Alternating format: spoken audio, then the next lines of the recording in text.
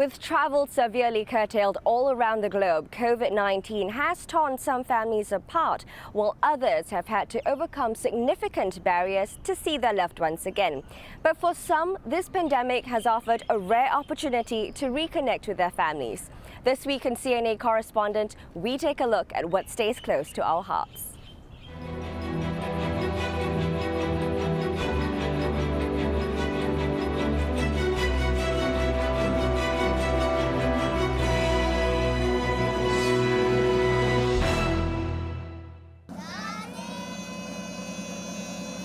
10-year-old Athena and 8-year-old Althea have not seen their father for nearly 8 months, since Malaysia closed its borders in March. They were finally able to see him in person in October, albeit from hundreds of meters away. Their father, Norji Ompukik, had been anxiously waiting for hours at Woodlands Jetty for this moment. The 35-year-old facilities manager is unable to return home due to travel restrictions. Although he video calls his daughters almost daily, seeing them physically, even from a distance, was overwhelming. I'm not used to cry, but when I see them for so long, and today made me cry, seeing my daughter and my two daughters and my wife. Really glad that I have opportunity today. That really surprised me.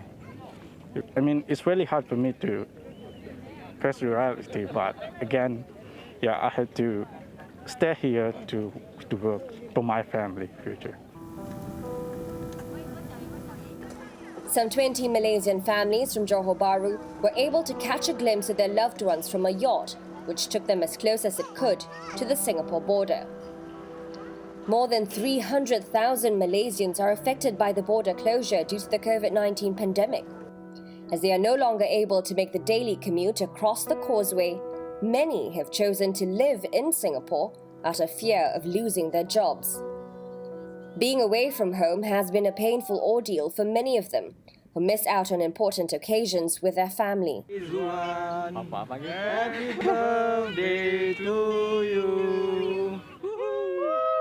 This is Rizwan Matwadzi's first time celebrating without his children.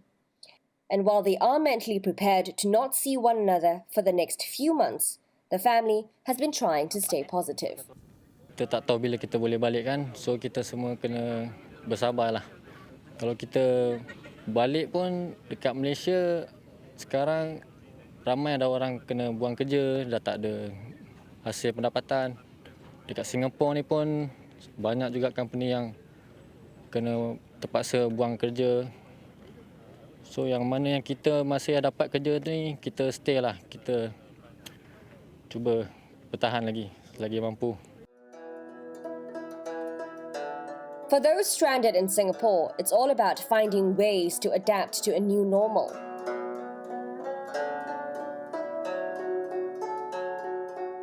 For 17-year-old student Edward Ang, it's playing the gutsang.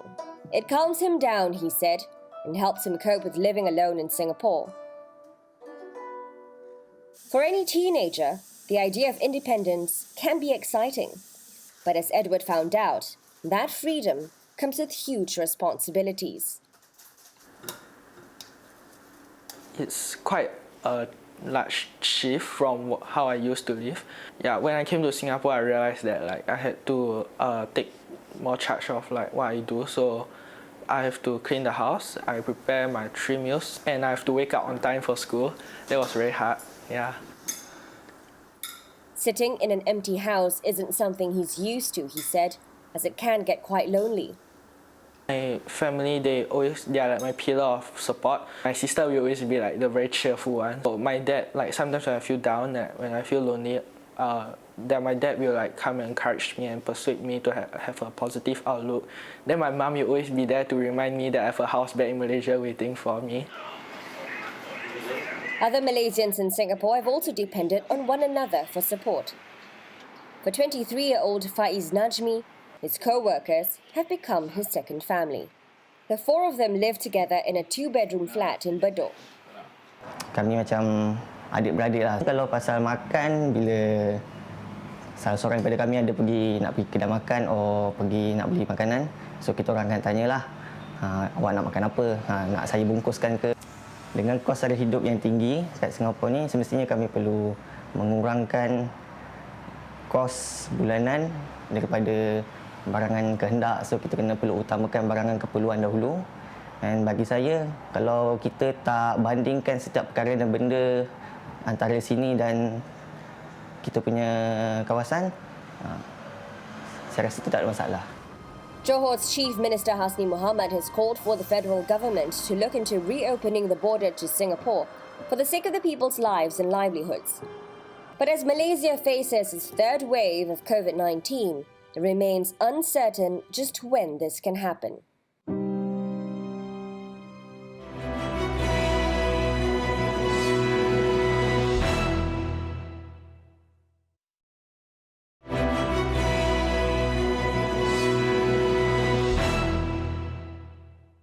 Dealing with the death of a loved one can be one of the most difficult things people have to face. And now COVID-19 has made it even tougher for some to say their final goodbyes.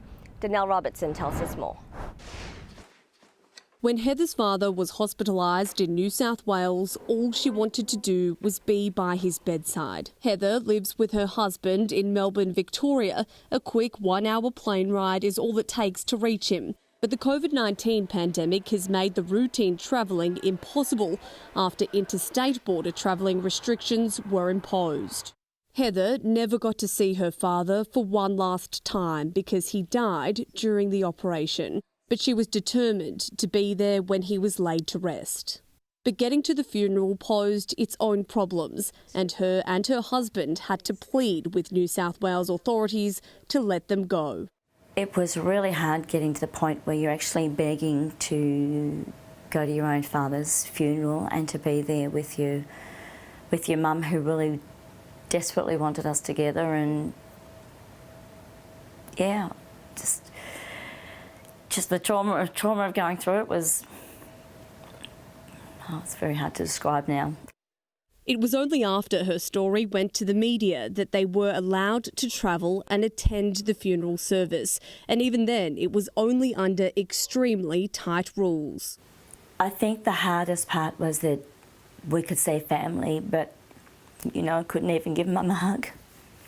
And that was the hardest, to be together but not be allowed to even go within, a distance of them. And then they were all gathering afterwards, and we just had to hop in the car and go away. So that was very hard. Sorry. And Heather is just one of thousands of Australians who missed out on bidding a final farewell. On the other side of the country, Wayne Power was going through a similar paperwork process. He was in Queensland when his mother was admitted to hospital in Perth, Western Australia.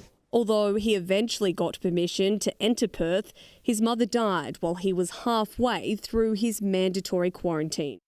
The hardest part was not actually being able to go up and put your arms around your mother or your father and say, I love you. I miss you, and I'm here, and just being able to give them a kiss. I mean, especially when you know that they are in the final throes of life.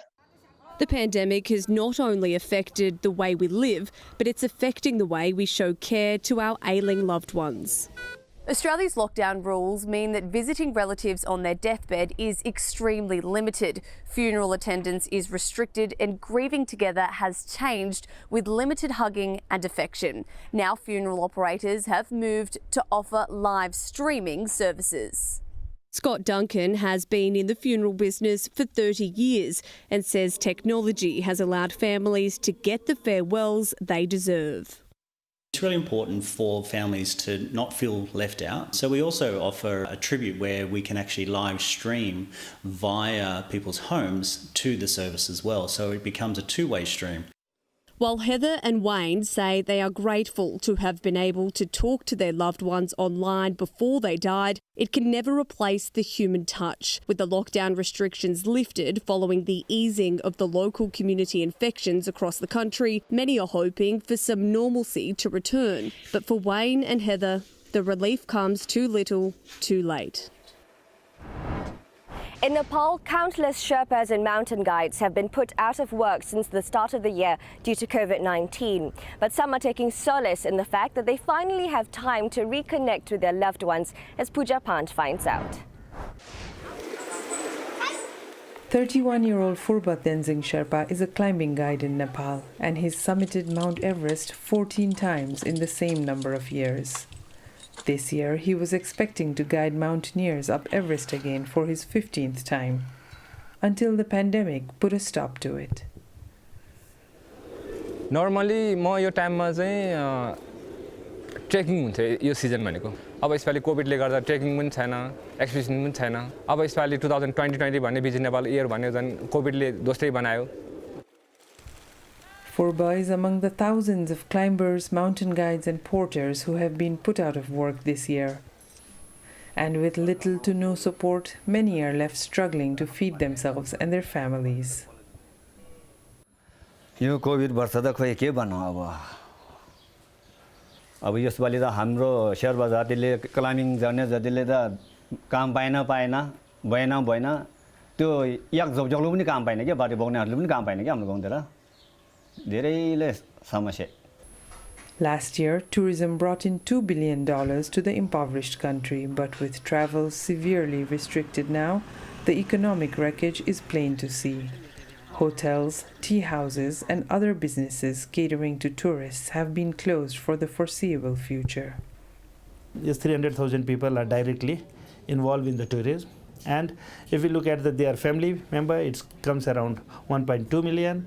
And then if we look at the agriculture supports and other part who is supporting the handicraft part, then I think the 2 million people are impacted directly.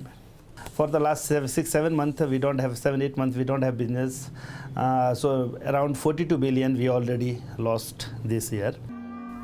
But for the Sherpas, there is a silver lining amidst the doom and gloom. In normal years, they would spend months away from their families, but now they finally have a chance to spend quality time at home.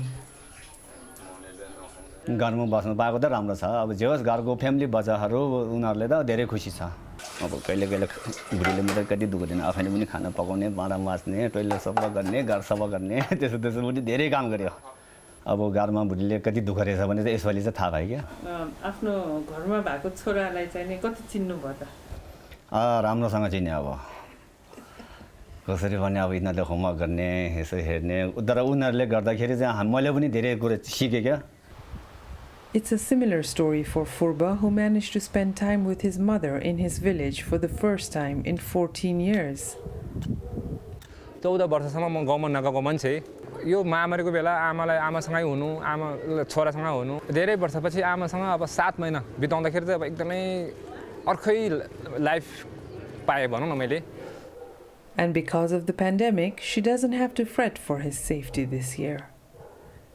Normally हिमाल जाँदाखेरि आमाहरु एकदमै फिर गर्नुहुन्थ्यो नि त मेरो पेशा नै हिमाल हो यो यस्तो बाध्यताको पेशा हो यो वार्ड खेल्नु गएको चाहिँ पेशा हो हाम्रो पेशा फोनमा कुरा हुन्थ्यो हैन अब धेरै हिमाल चढ्नतिर नजा बरु विदेशै जाऊ बरु भन्नुहुन्थ्यो But with his savings dwindling away, his only hope is that the tourists will be back soon, and then he can head to the mountains again.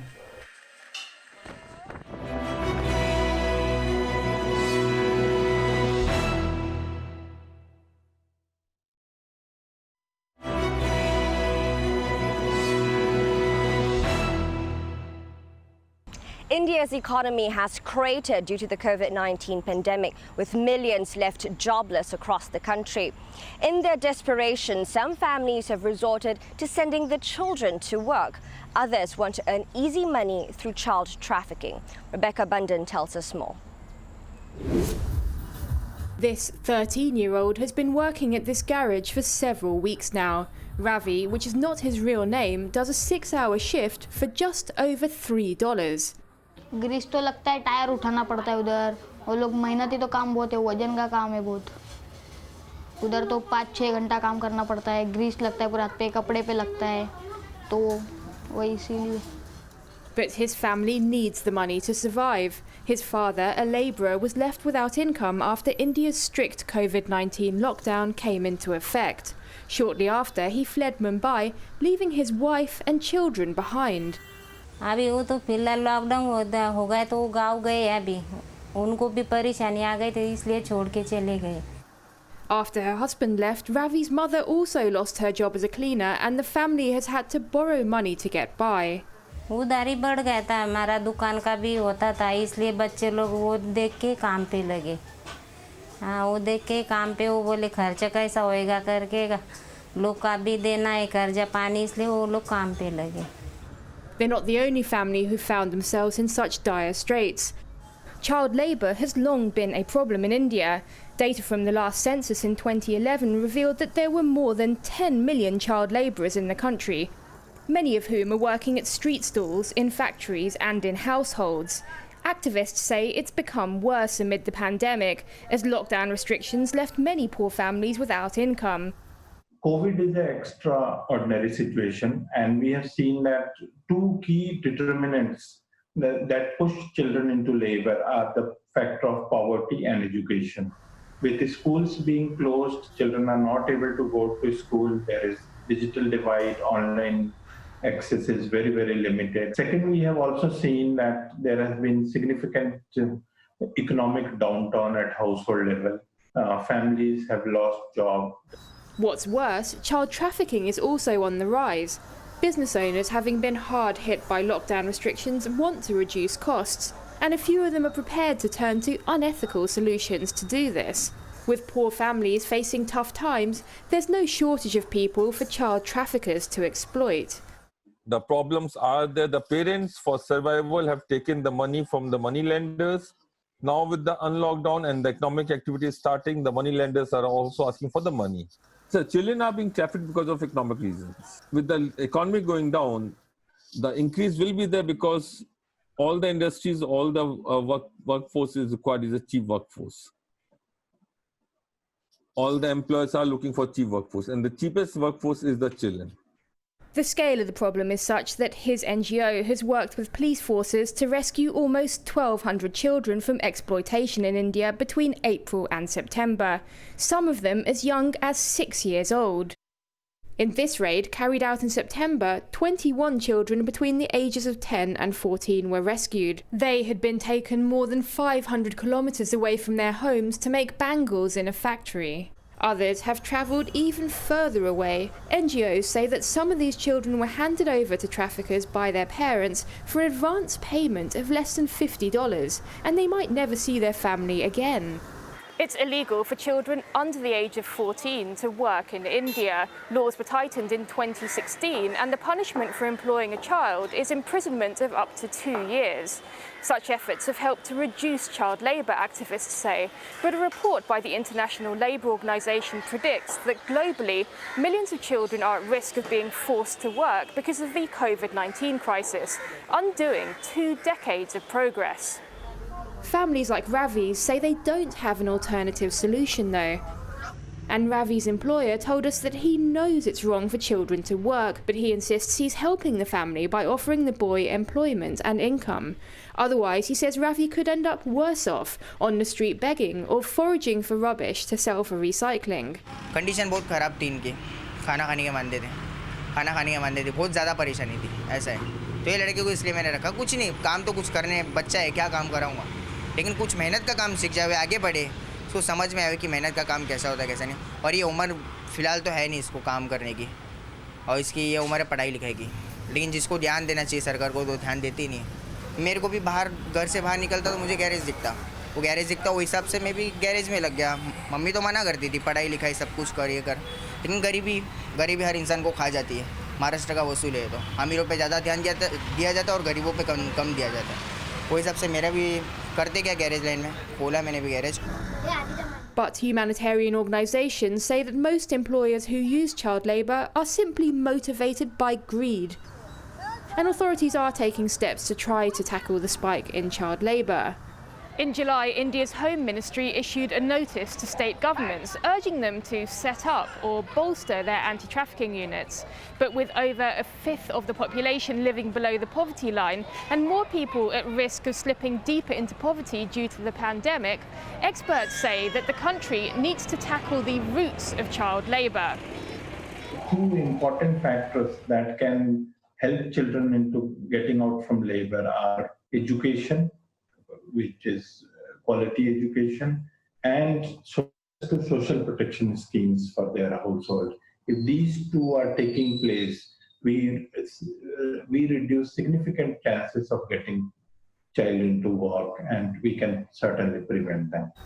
Mr. Kumar also says that large companies should do their bit by being vigilant about child labour anywhere in their supply chains. In the short term, though, providing families with enough resources to see them through the COVID-19 crisis could offer some immediate relief. If still the government doesn't act and the district administration doesn't take proactive actions, the condition will worsen then. This could leave more children like Ravi potentially trapped in the cycle of poverty. बुरा लग रहा है, school जाते तो अच्छा लगता है, school में पढ़ाई होता है, आगे चल के कुछ बड़ा होएगा अपन, इसीलिए अभी काम पे कुछ अच्छा नहीं लग रहा है, वही स्कूल में रहते तो अच्छा लगता है. But with his poultry income now helping to prop up his entire family, it could increasingly be a challenge for him to head back to school and stop working. Though these are tough times, there is potentially some light at the end of the tunnel for those caught in desperate situations. This following news reports that drug companies could have a COVID-19 vaccine ready for the public as early as the first half of next year. Meanwhile, stay safe and stay strong.